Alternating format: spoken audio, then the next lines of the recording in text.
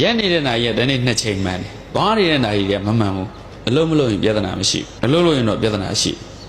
ဘာလို့မလဲရက်နေမှလားသွားမှလားပြဿနာကိုကြောက်လို့ရက်နေဘယ်တော့မှမတွေ့တတ်တော့ဒါကြောင့်ဘုန်းတို့သွားတော့သွားရမယ်သွားရင်ဘာတွေလုပ်အောင်ပြဿနာတွေနဲ့ရင်ဆိုင်ရမယ်ဆိုတဲ့ဟာကိုစဉ်းစားထားအဲ့ဒီအတွက်ကိုဘာတွေစုဆောင်းထားမလဲဘယ်လို knowledge တွေဘယ်လိုအသိဉာဏ်ဆိုအရေးကြီးတာပြဿနာတစ်ခုခုကပိတ်လောင်မွန်းကျက်သွားပြီဆိုကို့မှာတိုင်ပင်စရာအားကိုးလောက်တဲ့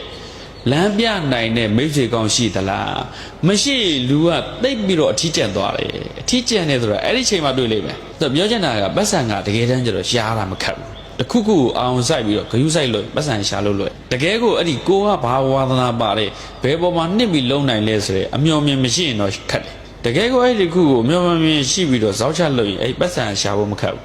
ဒါပေမဲ့ထိတ်မှုခက်တယ်အဲ့ဒီပတ်စံကိုပါတွန်းဝအောင်ပတ်စံအနေပတ်စံကိုပြန်ရှာဖို့ရင်းနှီးမြှုပ်နှံဖို့ကြမှာသူကတထေးဖြစ်တယ်အဲ့ဒီဟာဘုတ်ခက်တယ်အဲ့ဒီဟာကျတော့တကယ်ကိုမိတ်ဆွေကောင်းနေရော partnership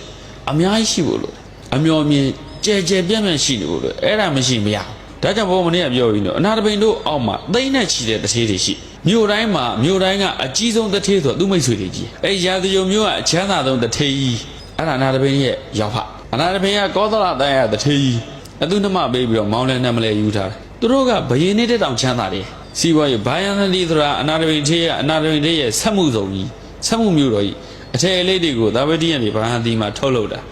ဆက်ပဲရှယ်လုပ်တာစီးပွားရေးလေ့လာတဲ့ကဝိသခါတို့ကြတော့သူကစိုက်ပျိုးမှုကြီး family နွားနဲ့တသိန်းခွဲလောက်ရှိတယ်ဝိသခါမှာတော့နွားတို့ဆက်ယုံကြီးတွေနို့သားဆက်ယုံကြီးတွေလှုပ်ထတာအဲ့လိုမျိုးဝိသခါဘလောက်ချမ်းသာလိုက်လဲဆိုတော့မြို့တစ်မြို့တည်းယူရတယ်တာဝတိကိုလာတဲ့အခါတာဝတိမြို့ထဲမှာသူတို့နေတရားမရှိဘူးသူကခုနကနွားနဲ့သိမ့်ချီပါတယ်အလုသမားတွေကလည်းသိမ့်ချီပါတယ်ဒါကြောင့်သူ့ကိုတာကေတမြို့ဆိုတာ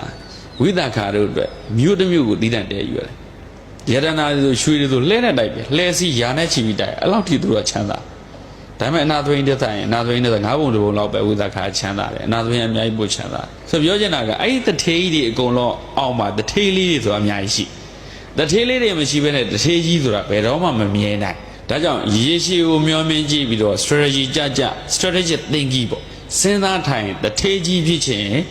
ကိုယ်နဲ့ partnership တထေးလေးတွေများများရှိရအဲ့ဒီဟာကအေးတွေကိုတောက်လေးတွေဝိုင်းထောက်ထားတယ်လို့แต่မြန်မာတွေအဲ့ဒါမလုပ်တတ်ဘူးတော်တော်များများတထေးကြီးသူ့ကိုယ်သူချမ်းသာလိုက်ပြီထင်တယ် cooperative မလုပ်တတ်ဘူး collaborative မလုပ်တတ်ဘူးချမ်းသာတယ်သူအစင်မပြေတာနဲ့ပြုတ်ပြီးပြီဆိုတာနဲ့ဘာမှလုပ်လို့မရဘူး